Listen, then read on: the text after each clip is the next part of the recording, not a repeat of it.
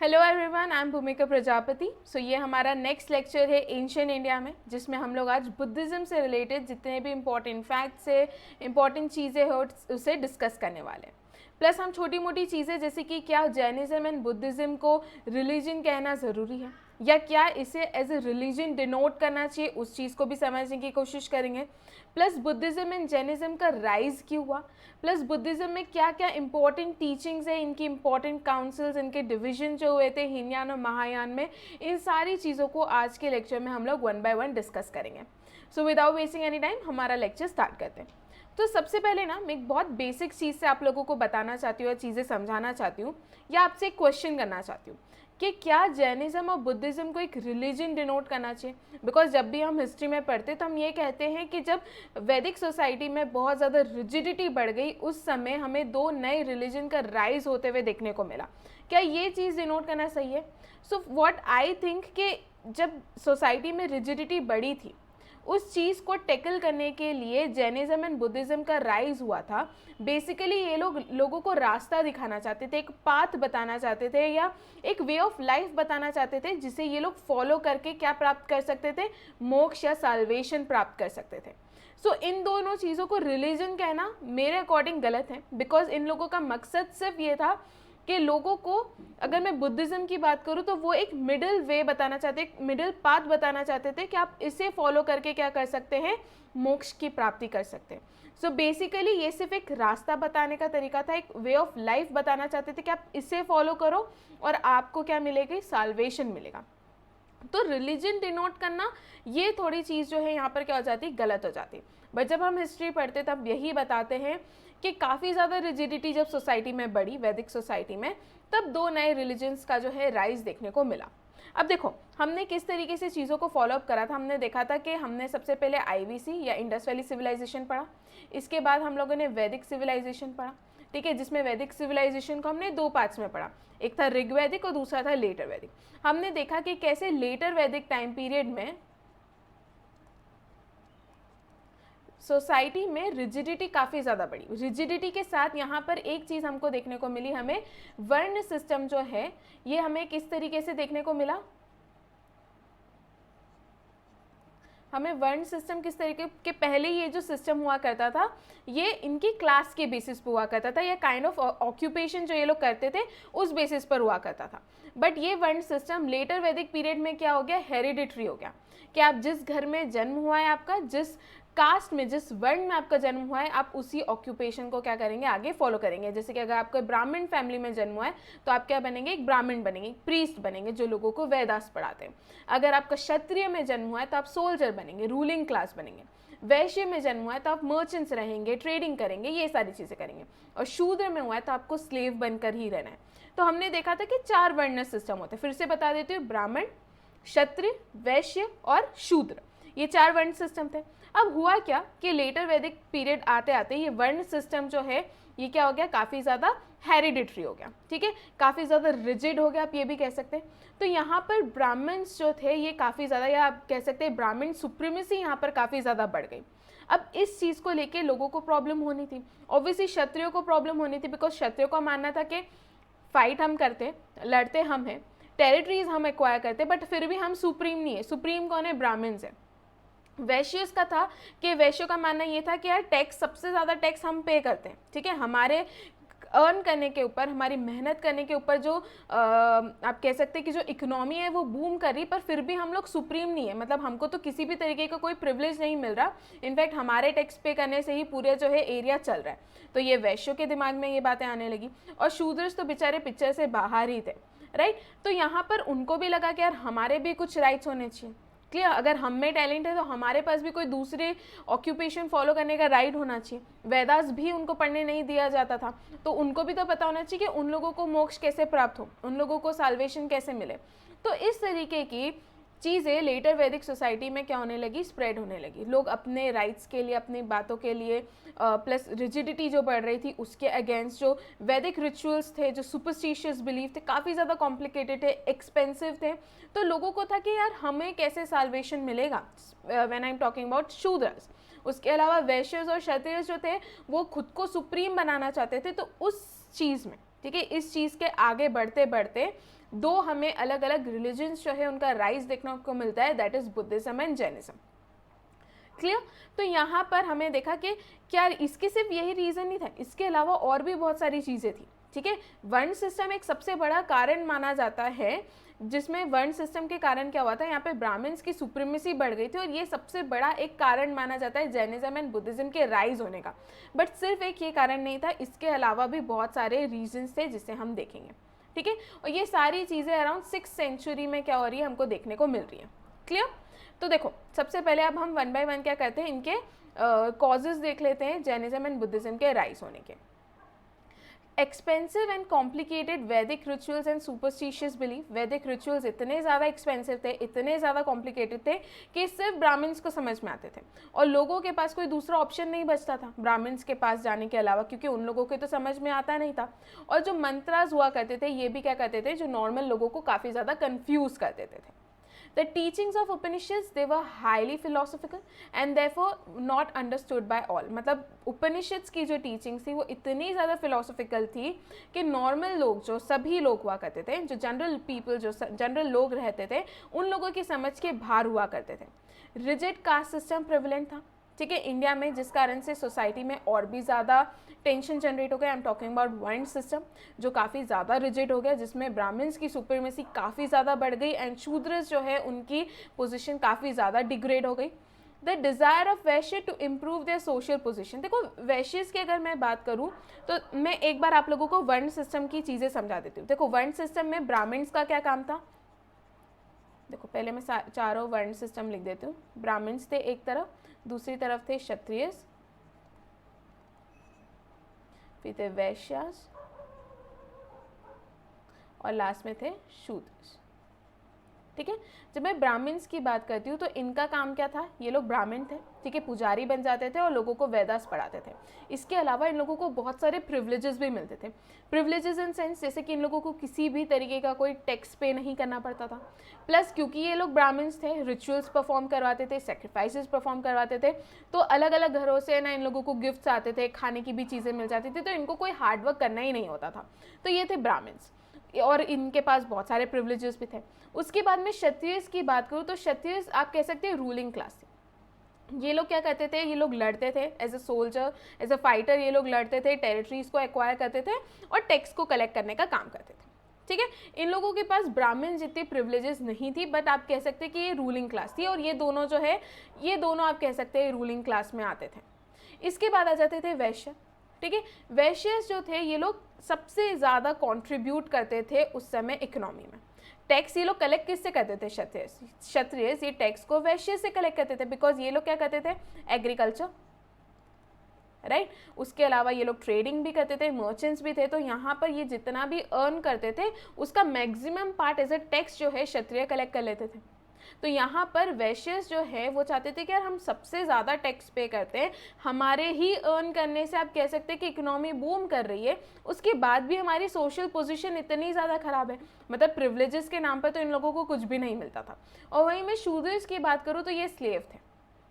ठीक है, by birth बेचारों को स्लेव बना दिया जाता था। इन लोगों के पास खुद के, अगर ये लोग टैलेंटेड भी थे तो इनके पास अपने लिए खुद एक ऑक्यूपेशन चूज करने का कोई राइट नहीं था। ठीक है, तो यहाँ पर मेन जो रोल अगर मैं बात करूँ तो वैश्यस ने प्ले करा when we talk about causes of origin, because इनका मानना था कि हमारी सोशल पोजीशन इंप्रूव होनी चाहिए, बिकॉज सबसे ज़्यादा कंट्रीब्यूट इकोनॉमिक प्रॉस्पेरिटी में तो हम कर रहे हैं। तो यहाँ पर इन्होंने काफ़ी ज़्यादा इंपॉर्टेंट रोल प्ले करा है। So the desire of Vaishya to improve their social position due to the increase in trade and economic prosperity. Unrest in society में काफ़ी ज़्यादा अनरेस्ट था due to supremacy of Brahmins. अब इसके अलावा यहाँ पर वैश्यस के ना एक और इम्पॉर्टेंट बात याद रखना, बिकॉज हमने देखा था अराउंड 1000 BC आयरन की डिस्कवरी हो गई थी।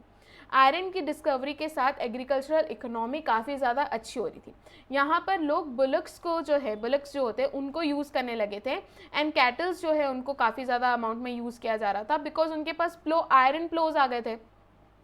तो यहाँ पर क्या होता था, ब्राह्मण्स एनिमल सेक्रीफाइस करते थे। तो वैश्यज इसके अगेंस्ट हैं कि हमारे लिए काफ़ी ज़्यादा हेल्पफुल है, हमारी ट्रेडिंग काफ़ी ज़्यादा इस कारण से अच्छी हो रही है, तो एनिमल के सेक्रीफाइस या एनिमल की जो सेक्रीफाइस करने की जो प्रैक्टिसेस फॉलो करते थे ब्राह्मण्स, इसे बंद कर दिया जाना चाहिए। तो इसने भी एक इम्पॉर्टेंट रोल प्ले करा है, ठीक है, आप इसे भी एक कॉज ऑफ ओरिजिन कह सकते हैं। So the rise of new agricultural economy and animal husbandry that established the importance of animals जैसे कि bullocks and cattle. Clear? This was simply against animal sacrifice rituals जो कि ब्राह्मण्स प्रैक्टिस करते थे, और वो लोग चाहते थे कि इन सेक्रीफाइसेस को बंद कर दिया जाए, बिकॉज उनके लिए अब एनिमल्स क्या हो गए थे, काफ़ी ज़्यादा इंपॉर्टेंट हो गए थे। क्लियर? अब ये हो गए इनके cause of origin. Cause of origin को सिंपली समझ आओ, अगर मैं इसको आपको चीज़ें वाइंड अप करवा दूँ इन चीज़ों को, तो सबसे पहले सोसाइटी में रिजिडिटी काफ़ी ज़्यादा बढ़ गई थी, ब्राह्मण सुप्रीमेसी, वर्ण सिस्टम, वैश्य क्लास जो है वो चाहती थी कि उनका जो स्टेटस है सोसाइटी में वो इम्प्रूव हो। तो ये सब चीज़ों को आप राउंड अप करके समझ सकते हो कि बुद्धिज़्म और जैनिज़्म का राइज क्यों हुआ होगा। ठीक है, ओरिजिन में दोनों चीज़ें सेम होगी, बुद्धिज़्म की बात करूँ तो भी ओरिजिन सेम है, और जैनिज़्म की बात करूँ तो भी कॉज ऑफ ओरिजिन सेम है। आज के लेक्चर में हम लोग सिर्फ बुद्धिज़्म से रिलेटेड जितनी भी चीज़ें उनको डिस्कस करेंगे। क्लियर? सो अगर मैं बुद्धिज़्म की बात करूँ तो इट इज़ अ रिलीजन, जो मैं नहीं बिलीव करती हूँ कि एक रिलीजन है, but it is a religion which is based upon the teachings and life experiences of its founder Gautam Buddha. ठीक है, जो सिद्धार्थ गौतम थे या जो गौतम बुद्ध थे, उनकी जितनी भी थ्रू आउट उनकी लाइफ की जो भी टीचिंग्स रही है, जो भी लाइफ एक्सपीरियंसेस रहे हैं, उसी के बेसिस पर जो एक रिलीजन बना है उसे बुद्धिज़्म कहा जाता है।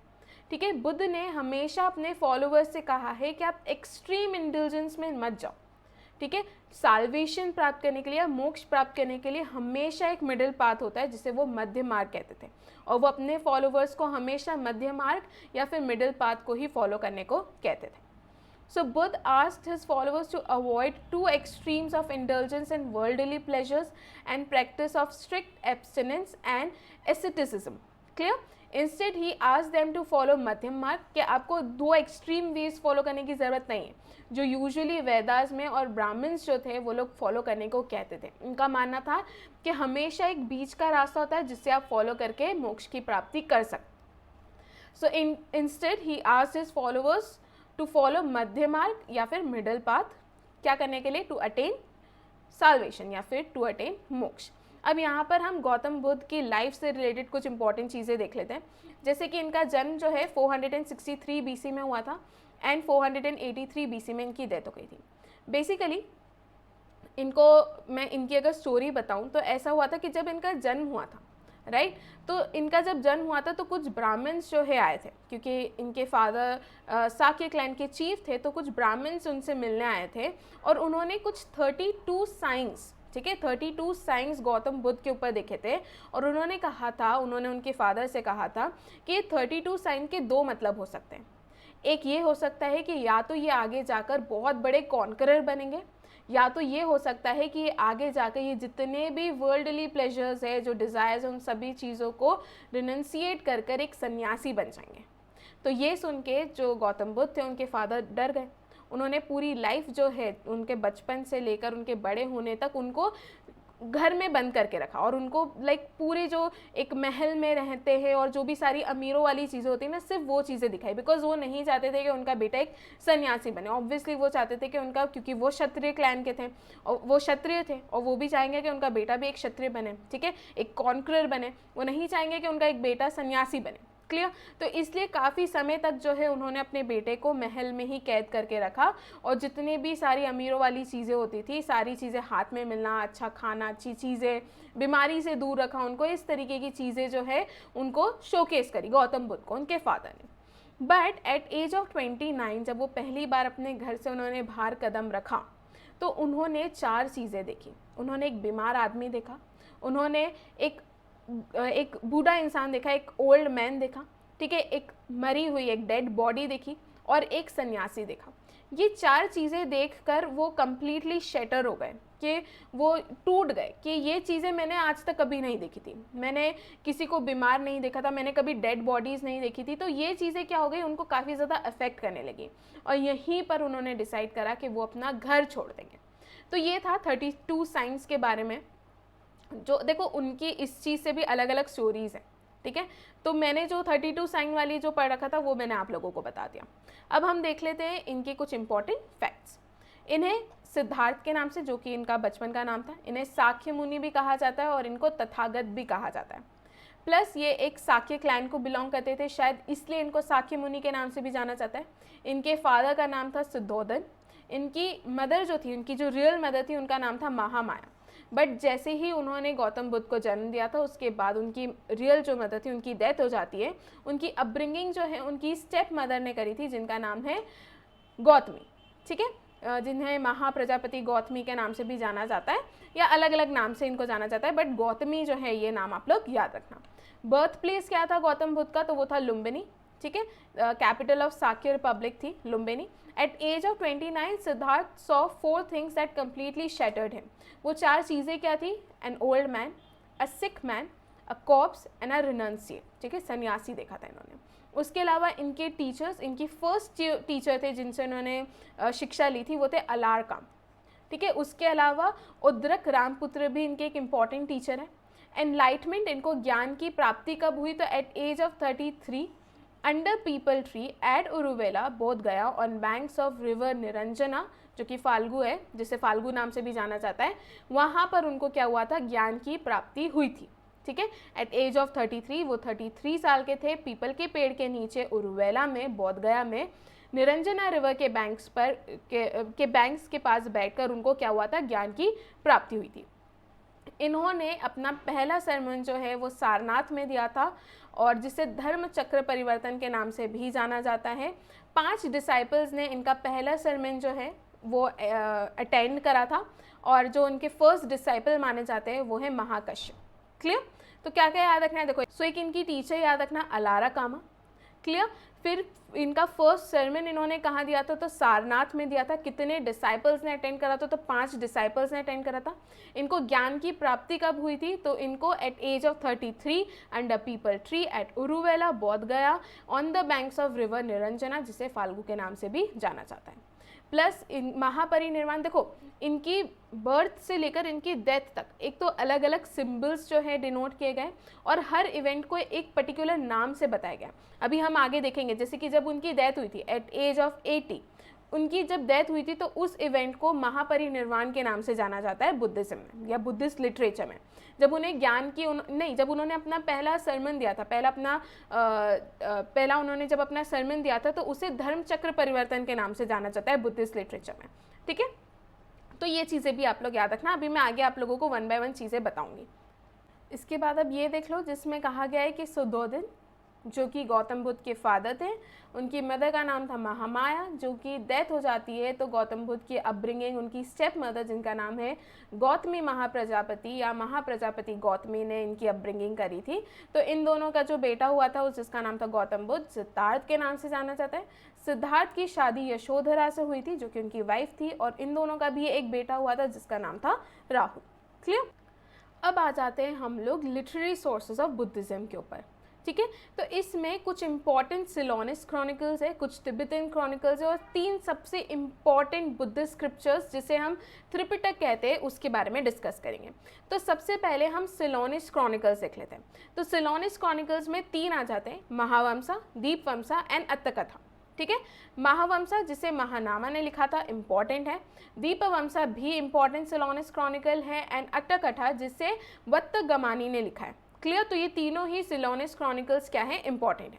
इसके बाद आ जाते हैं हम लोग तिब्बतन क्रॉनिकल्स के ऊपर। तो तिब्बतन क्रॉनिकल्स में 2 याद रखनी है, एक तो दिव्यांजना, वेरी वेरी इंपॉर्टेंट, और दूसरा है कालचक्र, ठीक है।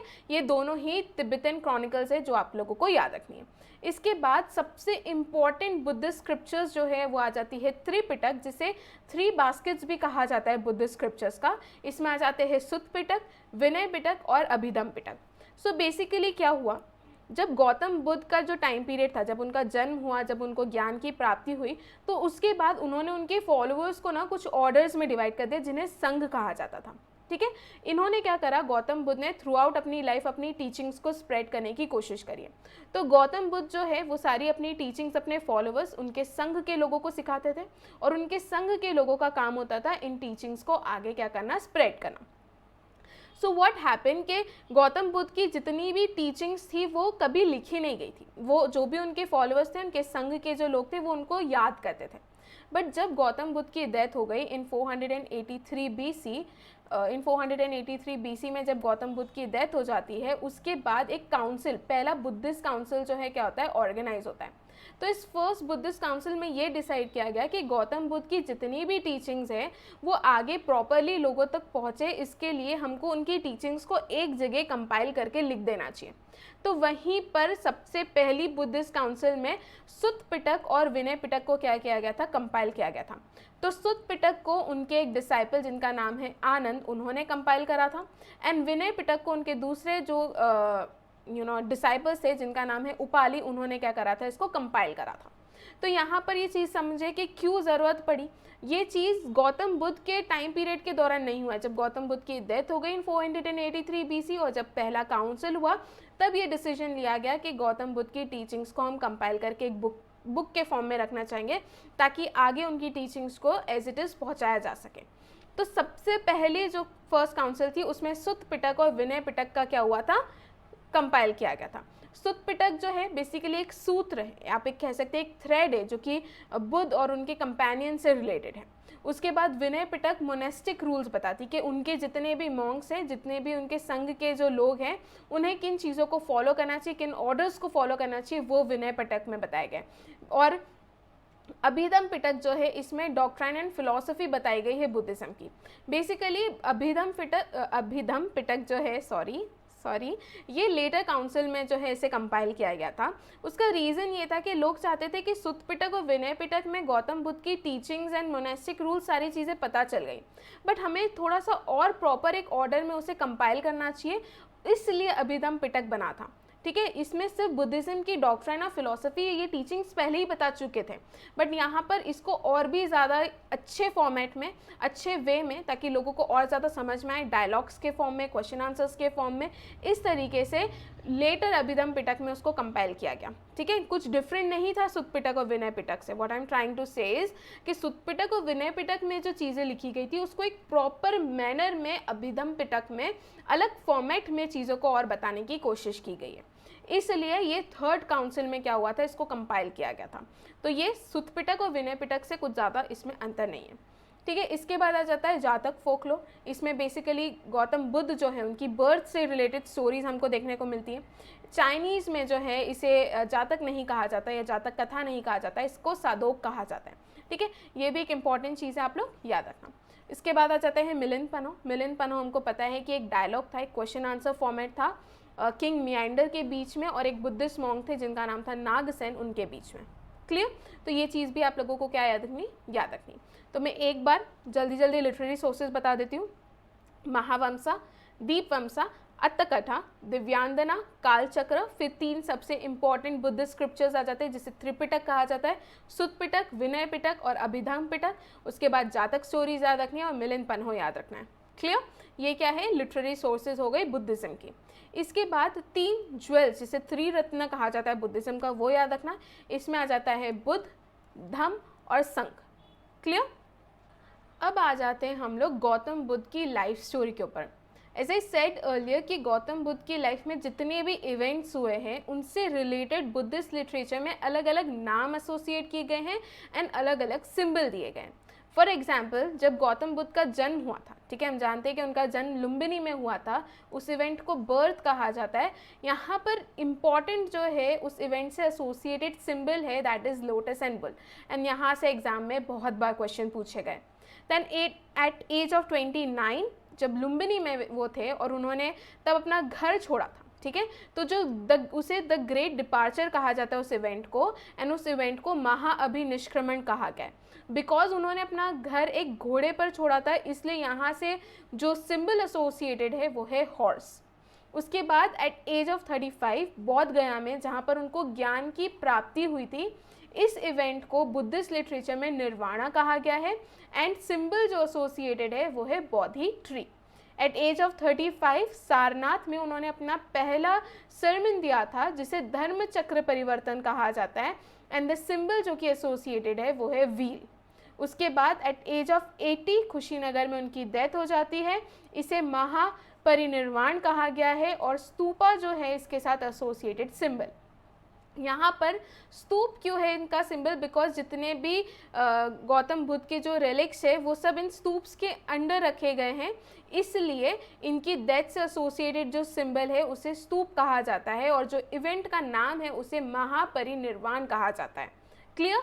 तो ये है उनकी लाइफ से एसोसिएटेड नेम एंड सिंबल्स, जो कि एग्जाम पॉइंट ऑफ व्यू से काफ़ी ज़्यादा इंपॉर्टेंट है। उसके अलावा ना एक और टर्म से रिलेटेड क्वेश्चन देखने को मिलता है, जो है अवक्रांति। ठीक है, अवक्रांति जिसे हम कंसेप्शन या रीसेंट भी कहते हैं, ये वाइट एलिफेंट है, इसका मतलब होता है वाइट एलिफेंट। तो यहाँ से भी क्वेश्चन बना है एग्जाम में, इसलिए एज एडिशनल इन्फॉर्मेशन यहाँ पर मैंने इस पॉइंट को क्या कर दिया है, ऐड कर दिया है। आगे बढ़ते हैं हम लोग 5 टीचिंग्स जिसे पंचशीला कहा जाता है ऑफ बुद्ध, उसे देख लेते हैं। ठीक है, तो ये 5 टीचिंग्स है, आपके मेंस के पॉइंट ऑफ व्यू से इंपॉर्टेंट है। उन्होंने कहा है no killing, respect for life, abstention from theft, abstention from sexual misconduct, abstention from falsehood and abstention from intoxication। ये सारी ही चीज़ें पंचशीला में उनकी जो 5 टीचिंग्स है गौतम बुद्ध की, उसमें इन चीज़ों के बारे में कहा है। ठीक है, कि आपको चोरी नहीं करनी है, ठीक है, सेक्सुअल मिसकंडक्ट नहीं करना है, फॉल्सहुड नहीं करना है, और इंटॉक्सिकेशन जो है, इन सभी चीज़ों से आपको क्या करना है, बचना है। क्लियर? तो ये क्या है, 5 टीचिंग्स ऑफ बुद्ध। आगे बढ़ते हैं हम लोग। Gautam Buddha's teaching contain 3 important pillars. ठीक है, उनकी टीचिंग में 3 इंपॉर्टेंट पिलर्स थे, दैट इज बुद्ध, धम्म और संघ। ठीक है, जिसे त्रिरत्न भी कहा जाता है गौतम बुद्ध का। तो Buddha is teacher, the founder himself. Dhamma जो है उनकी टीचिंग है, वो क्या चीज़ों को, किन टीचिंग्स को, किन फिलॉसफीज़ को वो आगे प्रोपोगेट करना चाहते हैं, वो धम्म है। और संघ मैंने आपसे स्टार्टिंग में कहा था कि गौतम बुद्ध जो है उन्होंने अपनी टीचिंग्स उनके जो भी उनके फॉलोअर्स थे, ठीक है, उन फॉलोअर्स को, उन ऑर्डर्स को वो संघ कहा करते थे। तो गौतम बुद्ध जो भी चीज़ें पढ़ाते थे वो अपने संघ को, उनके फॉलोअर्स को पढ़ाते थे, और उसके बाद उनके फॉलोअर्स, उनके संघ के जो लोग हैं, उनकी टीचिंग्स को आगे क्या करते थे, प्रोपोगेट करते थे। तो ये 3 इंपॉर्टेंट पिलर्स थे गौतम बुद्ध की टीचिंग्स के, जिसे त्रिरत्न भी कहा जाता है, जिसमें बुद्ध आ जाते हैं जो कि टीचर है, द फाउंडर, उसके बाद धम्म आ जाता है जिसे टीचिंग्स कहा जाता है, और तीसरा जो है वो संघ आ जाता है जो कि ऑर्डर है, ठीक है, ग्रुप आप कह सकते हैं, एक संघ है पूरा बुद्धिस्ट मॉन्क्स का एंड नन्स का, जो कि as a torch bearers act करते हैं, कि जो गौतम बुद्ध ने जो चीज़ें उनको पढ़ाई है वो उसे आगे प्रोपोगेट करेंगे। ऑफ धम्म वर्शिपर्स, इनको टॉर्च बेरर्स कहा जाता है, ऑफ धम्म वर्शिपर्स, और उपासक कहा जाता है, and a major factor in dissemination, that is spreading of Gautam Buddha's doctrine. Clear? So while struggling for enlightenment, जब गौतम बुद्ध अपने निर्वाण, अपने ज्ञान की प्राप्ति के लिए स्ट्रगल कर रहे थे, तभी गौतम बुद्ध ने 4 नोबल ट्रुथ्स जो है उसे डिस्कवर करा था। उनके ये 4 नोबल ट्रुथ्स हमें क्या बताना चाहते हैं? तो गौतम बुद्ध का ये कहना है कि हर इंसान की लाइफ में कुछ सफरिंग होती, कुछ प्रॉब्लम्स होती है, पहला। दूसरी चीज़, इन सभी सफरिंग्स का कोई ना कोई कारण होता है, दूसरा नोबल ट्रुथ। तीसरा नोबल ट्रुथ में गौतम बुद्ध ने ये कहा है कि अगर आपकी लाइफ में सफरिंग है, उसका कोई कारण है, तो कोई ना कोई तरीका भी है उन सफरिंग्स को ख़त्म करने का। ठीक है, मतलब एक रास्ता है जिसके थ्रू आप अपनी प्रॉब्लम्स को, अपनी सफरिंग्स को क्या कर सकते हैं, ख़त्म कर सकते हैं। तीसरा noble truth. Fourth noble truth में गौतम बुद्ध ने ये कहा है कि अगर आप अपनी लाइफ की ये सफरिंग्स को ख़त्म करना चाहते हैं, तो आप मेरे अष्टांगिक मार्ग, जिसे हम 8 फोल्ड पाथ कहते हैं, उससे क्या करें, फॉलो करें। ये थे गौतम बुद्ध के 4 noble truths, that is there is suffering, there is cause to our suffering, इस सफरिंग को हम ख़त्म कर सकते हैं। और चौथा, अगर आप इन सफरिंग्स को ख़त्म करना चाहते हैं, तो आपको सिर्फ मेरे एक अष्टांगिक मार्ग, दैट इज 8 फोल्ड पाथ जो है, उसे क्या करना है, फॉलो करना है। एक बार हम पढ़ लेते हैं। तो लाइफ हैज़ इनएविटेबल सफरिंग, कभी ना ख़त्म होने वाली। There is a cause to our suffering, कोई ना कोई कारण है। There is end to end suffering, इन सफरिंग को हम ख़त्म कर सकते हैं, और इस सफरिंग को ख़त्म करने के लिए आपको 8 फोल्ड पाथ को फॉलो करना चाहिए। अब हम देख लेते हैं कि ये 8 फोल्ड पाथ क्या है। बेसिकली एक ऐसा रास्ता गौतम बुद्ध ने बताया था कि आप इसे फॉलो कर कर निर्वाण की भी प्राप्ति कर सकते हैं। ठीक है, इसमें क्या है, 8 फोल्ड पाथ क्या है गौतम बुद्ध के? तो right understanding, right thought, right speech, right action, right livelihood, right effort, right mindfulness and right concentration. ये 8 फोल्ड पाथ को फॉलो कर कर हम क्या कर सकते हैं, हमको एक रास्ता मिल सकता है जिसे फॉलो करके हम निर्वाण की प्राप्ति कर सकते हैं, हमारी सफरिंग्स जो है उससे ख़त्म कर सकते हैं, मोक्ष प्राप्त कर सकते हैं। ये वो 8 फोल्ड पाथ है जिसे गौतम बुद्ध ने फॉलो करने को कहा है। क्लियर। आगे हम लोग देख लेते हैं इनकी त्रिपिटक्स के बारे में देख लेते हैं, ठीक है, थोड़ा डिटेल में देख लेते हैं। जैसे कि विनय पिटक, इसमें रूल्स ऑफ कंडक्ट या कोड ऑफ कंडक्ट आप कह सकते हैं, या जो भी डिसिप्लिन जो एक मोनेस्टिक लाइफ में एप्लीकेबल होने चाहिए to the monks and nuns, उसके बारे में बताया गया है विनय पिटक में। सुत्त पिटक में क्या है, गौतम बुद्ध की जितनी भी टीचिंग्स है वो हमको कहाँ पर देखने को मिलती है, सुत्त पिटक में। यहाँ पर इम्पॉर्टेंट ये है कि सुत्त पिटक को और 5 निकाय में क्या किया है, या और 5 कलेक्शंस में डिवाइड कर रखा है, जिसे हम दिग् निकाय कहते हैं, मझीमा निकाय कहते हैं, संयुक्त निकाय, अंगुत्तर निकाय और खुदब्बा निकाय, ठीक है। अंगुत्तर निकाय हम सभी जानते हैं कि यहाँ से हमको 16 महाजनपद के एग्जिस्टेंस की इंफॉर्मेशन मिली है, ठीक है, इसलिए यहाँ पर मैंने इन 5 निकाय के बारे में बताया। तो ये 5 निकाय किसके डिवीजन है, तो ये फर्दर सुत्त पिटक के क्या है, डिवीजन है। इसके बाद Abhidhamma Pitaka, it is a philosophical analysis and systematization of teaching. As I said के सारी इन्फॉर्मेशन विनय पिटक एंड सुत्त पिटक से मिल जाती है। विनय पिटक जो कि कोड ऑफ कंडक्ट है, मोनेस्टिक रूल्स है, सुत्त पिटक जिसमें सारी टीचिंग्स है गौतम बुद्ध की। उसके बावजूद भी क्या ज़रूरत थी अभिधम्म पिटक की, तो यहाँ पर एक सिस्टमाइज वे में, एक डायलॉग फॉर्म में, एक अच्छे प्रॉपर वे में हम लोग क्या करना चाहते थे, उनके एनालिसिस को आगे लोगों तक पहुँचाना चाहते थे। इसलिए 3rd बुद्धिस्ट काउंसिल में अभिधम्म पिटक को क्या किया गया था, कंपाइल किया गया था। क्लियर। इसके अलावा अदर बुद्धिस्ट टेक्स्ट, तो हम सारे बुद्धिस्ट टेक्स्ट अभी आगे देख चुके हैं, तो यहाँ पर फिर से आप लोग एक बार पढ़ सकते हो। आगे बढ़ जाते हैं, हम लोग चारों बुद्धिस्ट काउंसिल के बारे में देख लेते हैं। ये बहुत इंपॉर्टेंट है आपके एग्जाम पॉइंट ऑफ व्यू से, ठीक है। सबसे पहले यहाँ पर आपको पहले जो कॉलम में देखने को मिलेगा, कौन कौन सी काउंसिल्स हुई है, कितनी काउंसिल्स हुई है, कहाँ पर हुई है, किसने प्रिसाइड करी है, पेट्रॉन किंग कौन थे, एंड क्या आउटकम्स निकले हैं इन काउंसिल से, उसके बारे में देखेंगे। तो पहली बुद्धिस्ट काउंसिल 483 BC में हुई थी। कहाँ पर हुई थी, तो राजगृह, जो कि प्रेजेंट बिहार में हमको देखने को मिलता है। कौन थे इसके चेयरमैन या किसने प्रिसाइड करा था, तो महाकश्यप ने करा था। और पेट्रॉन किंग जो थे वो थे अजातशत्रु। और मैंने आप लोगों को स्टार्टिंग में ही बताया था कि इनिशियली गौतम बुद्ध की जितनी भी टीचिंग्स थी उनको उनके डिसाइपल्स ने याद कर रखा था, ठीक है, उनको ज़रूरत नहीं लगी थी कि हमें इन चीज़ों को लिख लेना चाहिए। बट 483 BC में जब गौतम बुद्ध की डेथ हो जाती तो पहले काउंसिल में ये डिसाइड किया गया कि गौतम बुद्ध की जितनी भी टीचिंग्स हैं हम उन सबको एक बुक्स में या कुछ बुक्स में कंपाइल करके रख लेते, ताकि क्या हो कि आने वाली जनरेशन्स तक उनकी टीचिंग एज इट इज़, जो गौतम बुद्ध ने पढ़ाया एज इट इज़ लोगों तक पहुँचे। इसलिए यहाँ पर हमें 2 पिटक्स जो है उनका कंपाइलेशन देखने को मिलता है। एक है सुत्त पिटक जिसे आनंद ने कंपाइल करा था, दूसरा है विनय पिटक जिसे उपाली ने कंपाइल करा था। क्लियर। तो अब आउटकम देख लेते हैं। तो पहला आउटकम जो है फर्स्ट काउंसिल का मैं बताऊं तो it was held soon after Mahaparinirvan, that is Gautam Buddha की डेथ के तुरंत बाद ही ये पहली काउंसिल देखने को मिलती है। The council was held with purpose of preserving Gautam Buddha's teaching, जिसे हम सुत्त कहते हैं, and rules for discipline. During this council the teachings of Gautam Buddha were divided into 3 Pitakas. Starting में फर्स्ट काउंसिल के टाइम पे सिर्फ 2 ही पिटक्स में हुआ था, बाद में जो है 3rd काउंसिल में अभिधम्म पिटक को क्या किया गया था, कंपाइल किया गया था। सेकेंड बुद्धिस्ट काउंसिल की बात करें तो 383 BC में हुआ था। वैशाली, अगेन ये प्रेजेंट बिहार में देखने को मिलता है। सब्बकामी ने इसको क्या करा था, प्रिसाइड करा था, और काल अशोक इसके पेट्रॉन किंग थे। अब यहाँ पर याद रखना कि क्या हुआ कि गौतम बुद्ध के जो संघ के लोग थे, जो दूसरे जो मॉन्क्स थे, वो चाहते थे कि ये जो विनय पिटक है, ठीक है, ये जो मोनेस्टिक रूल्स बताता है, इसमें और चेंजेस है। क्लियर। तो यहाँ पर क्या हुआ कि संघ 2 पार्ट में डिवाइड हो गया। कुछ वो लोग थे जो चाहते थे कि विनय पिटक को और ज़्यादा डिटेल में बताया जाए और उसमें चेंजेस लाए, और कुछ वो लोग थे जो कोई भी किसी भी तरीके के कोई चेंजेस नहीं चाहते थे। तो यहाँ पर क्या हो गई थी, संघ 2 पार्ट में डिवाइड हो गई थी, ठीक है। एक जो कि ऑर्थोडॉक्स थॉट के थे, ठीक है, जो चाहते थे कि विनय पिटक में और भी ज़्यादा चेंजेस है, और दूसरे जो थे वो अनऑर्थोडॉक्स थे, जो चाहते थे कि जितना है उतना सही है, इससे ज़्यादा चीज़ें हमको बताने की ज़रूरत नहीं है। तो वो लोग जो और चेंजेस चाहते थे उनको स्थविरादीन्स कहा गया है, और वो लोग जो किसी भी तरीके की कोई चेंज नहीं चाहते थे विनय पिटक में, उनको महासंगिकास कहा गया है। क्लियर। तो यहाँ पर हमको संघ 2 पार्ट्स में डिवाइड होती हुई देखने को मिला है, एक है स्थविरादीन्स और दूसरे हैं महासंगिकास। क्लियर। उसके बाद 3rd बुद्धिस्ट काउंसिल 250 BC में हुई है, पाटलिपुत्र में हुई है। मोगलीपुत्र टिस ने इसको प्रिसाइड करा था, अशोक के टाइम पर हुई थी, और इस काउंसिल की इंपॉर्टेंट आउटकम था compilation of Abhidhamma Pitaka. 4th Buddhist council 98 AD में हुई है, कश्मीर में हुई है। क्लियर। और वासुमित्र और अश्वघोष दोनों ने प्रिसाइड करा था, और कनिष्क के टाइम पर हुआ था। यहाँ पर कंपाइलेशन हमको देखने को मिला है ऑफ महाविभाष शास्त्र, डिविजन देखने को मिला है, सबसे इंपॉर्टेंट है कि फोर्थ बुद्धिस्ट काउंसिल में ही हमको बुद्धिज्म 2 पार्ट्स में डिवाइड होती हुई देखने को मिल गई थी, एक थी हीनयान और दूसरी थी महायान।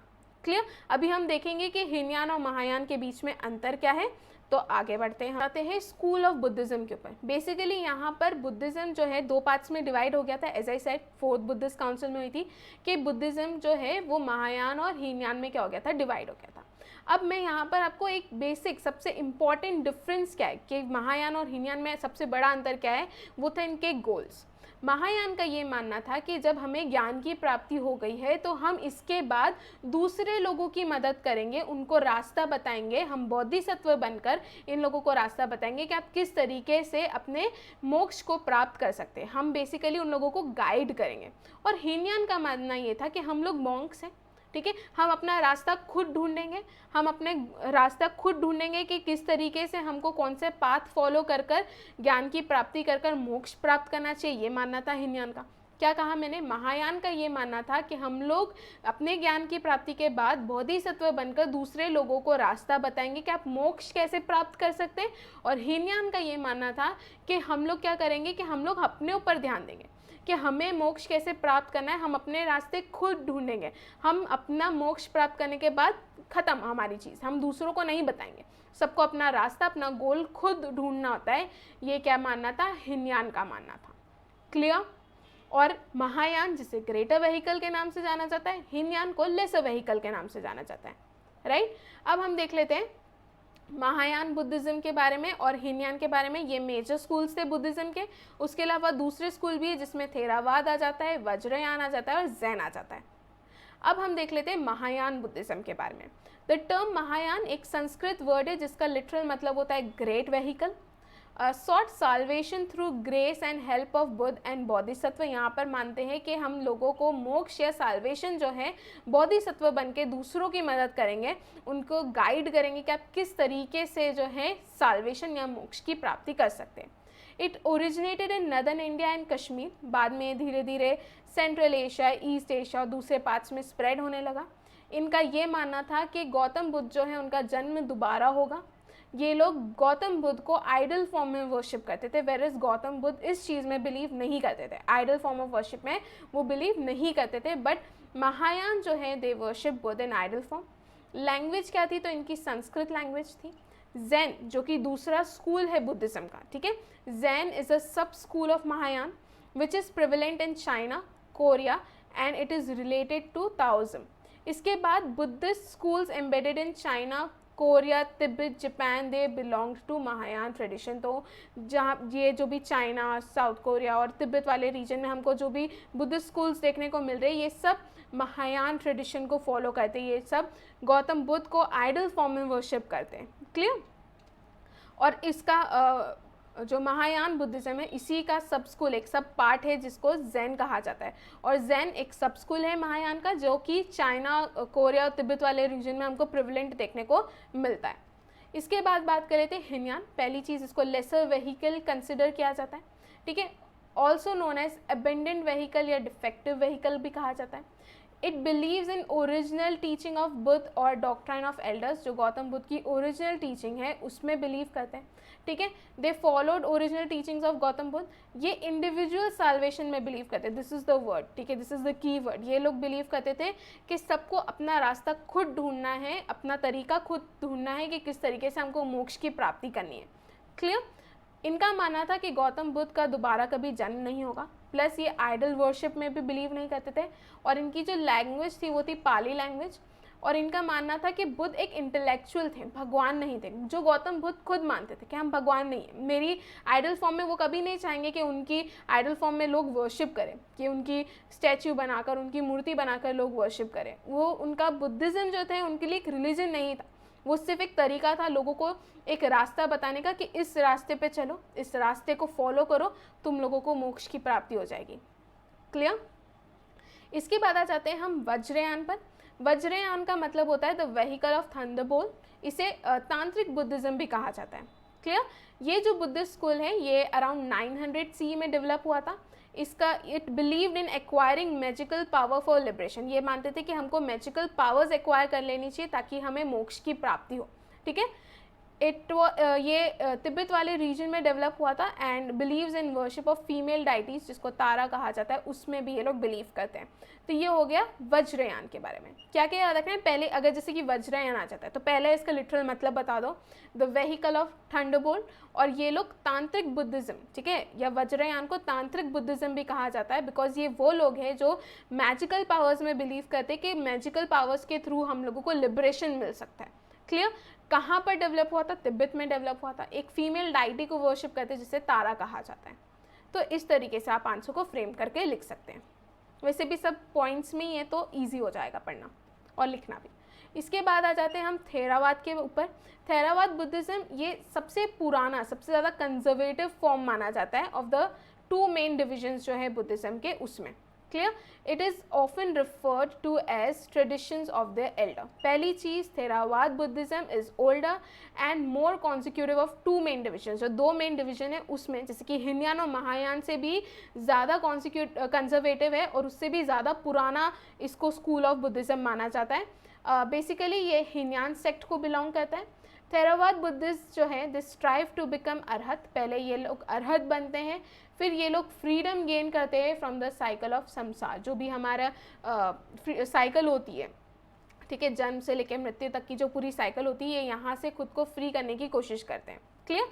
इसके बाद Theravada Buddhism it developed in Sri Lanka and subsequently it spread to, जैसे कि वज्रयान का तिब्बत में हुआ था, डेवलप हुआ था, वैसे ही थेरावाद जो बुद्धिज्म है it was developed in Sri Lanka and subsequently it spread to rest of South East Asia. It is the dominant form of religion in Cambodia, Laos, Myanmar, Sri Lanka और थाईलैंड वाला जो रीजन है, यहाँ पर आपको ये डोमिनेंट फॉर्म में देखने को मिलेगा। बेसिकली हिनयान सेक्ट जो है वो इसका एक सब स्कूल आप कह सकते हैं। थेरावाद बुद्धिज्म सबसे पुराना, सबसे ज़्यादा कंजर्वेटिव है। जो दो मेन डिविजन्स है बुद्धिज्म के, दैट इज़ हिनयान और महायान से भी ज़्यादा पुराना और कंजर्वेटिव इसको माना जाता है। इसको कभी कभी ट्रेडिशंस ऑफ द एल्डर भी कहा जाता है। इसके बाद यहाँ पर पहले लोग अरहत बनते हैं, जो कि मतलब वो स्टूडेंट्स जो फॉलोअर्स हुआ करते थे गौतम बुद्ध के, उनको अरहत कहा जाता था। तो first they strive to become Arhat और उसके बाद they try to gain freedom from the cycle of samsara. Clear. इसके बाद जैन की मैं बात करूँ तो it is school of Mahayana Buddhism. अभी हमने स्टार्टिंग में देखा था, it is a sub school of Mahayana Buddhism. इसका ओरिजिन चाइना में देखने को मिला था और तांग डायनेस्टी जब रूल कर रही थी तब मेनली इसका ओरिजिन हमको देखने को मिला था। प्लस ये 7th सेंचुरी के अराउंड जापान में स्प्रेड हो गया था। मेडिटेशन जो है सबसे ज़्यादा डिस्टिंक्टिव फीचर है इस बुद्धिस्ट ट्रेडिशन का, ठीक है, जिसे हम जैन कहते हैं। अब हम कुछ फेमस बुद्धिस्ट राइटर देख लेते हैं। वैसे तो हम बुद्धिस्ट लिटरेरी सोर्सेज ऑलरेडी देख चुके हैं। अब यहाँ पर हम राइटर्स के बारे में बात करें, जैसे कि अश्वघोष, इन्होंने 4th बुद्धिस्ट काउंसिल जो है उसके चेयरमैन थे। इन्होंने बुद्ध चरित्र लिखी है, ठीक है, ये कंटेम्प्रेरी थे किसके? कनिष्क के। इसके बाद नागार्जुन की बात करें, इन्होंने ही इस्टेब्लिश महायान बुद्धिज्म। असंगा और वासुबंधु की बात करें, ये दो ब्रदर्स थे फ्रॉम पंजाब जिन्होंने अभिधर्म कोश लिखी है। दे wrote Abhidharma Kosha which is considered as encyclopedia of Buddhism. Important है। दो ब्रदर्स थे फ्रॉम पंजाब जिनका नाम है असंगा और वासुबंधु। इन्होंने अभिधर्म कोश जो है ये बुक लिखी है जिसे एनसाइक्लोपीडिया कहा जाता है किसका? बुद्धिज्म का। क्लियर। इसके बाद Buddhaghosa, great Pali scholar. Dignaga is considered as the founder of Buddhist logic, very important. और इसके बाद आ जाता है Dharmakirti was another Buddhist logician, तो ये वाली चीज़ भी आप लोगों को याद रखनी। तो अश्वघोष बुद्ध चरित्र लिखी, वेरी इंपॉर्टेंट बुक, और ये कंटेम्प्रेरी किसके थे? कनिष्क के थे। नागार्जुन याद रखना, असंगा और वसुबंधु याद रखना, इन्होंने अभिधर्म कोश लिखी है जो कि पंजाब से दो भाई थे और इस अभिधर्म कोश को एनसाइक्लोपीडिया भी कहा जाता है बुद्धिज्म का, ठीक है। फिर ग्रेट पाली स्कॉलर बुद्धघोष याद रखना, ये भी बहुत इंपॉर्टेंट है। और बुद्धिस्ट लॉजिक के जो फाउंडर है वो दिनांगा को माना जाता है, ये भी आप लोग याद रखना। क्लियर। अब हम देख लेते हैं कि what are the causes for decline of Buddhism. Buddhism के डिक्लाइन होने के क्या क्या कारण हैं।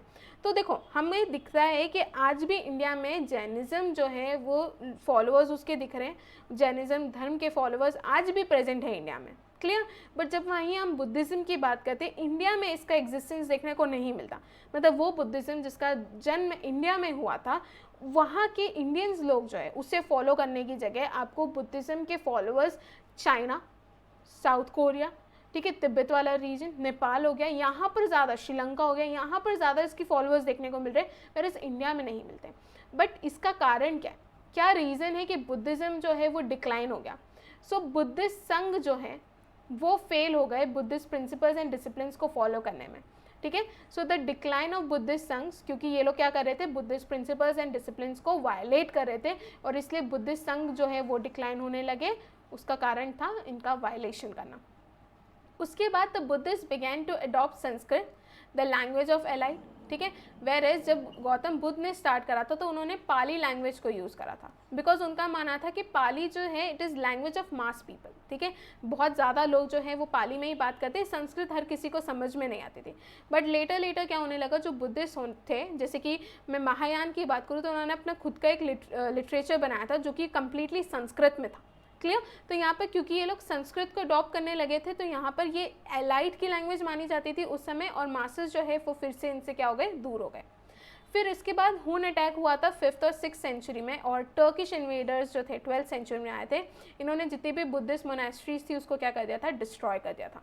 दूसरा जो रीज़न है वो है बुद्धिज़्म ये मेनली एक अर्बन रिलीजन था, और जब इस्लाम इंडिया में आया तो उन्होंने इस अर्बन रीजन्स को क्या कर दिया, अर्बन रीजन्स में मेनली हमको बुद्धिज़्म देखने को मिल रहा था, और अर्बन रीजन्स ही सबसे ज़्यादा इस्लाम के इन्वेशन के टाइम पर क्या हुए थे, इफेक्ट हुए थे, ठीक है। तो यहाँ पर इसलिए भी बुद्धिज़्म का डिक्लाइन हमको देखने को मिलता है।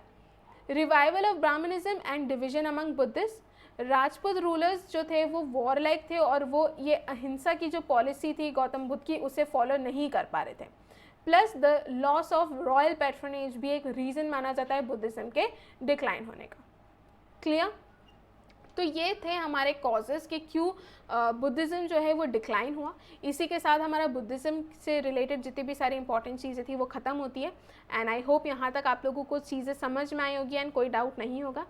इसके बाद जो नेक्स्ट लेक्चर होगा वो हमारा जैनिज़्म के ऊपर होगा। सो मिलते हैं नेक्स्ट लेक्चर में। Thank you.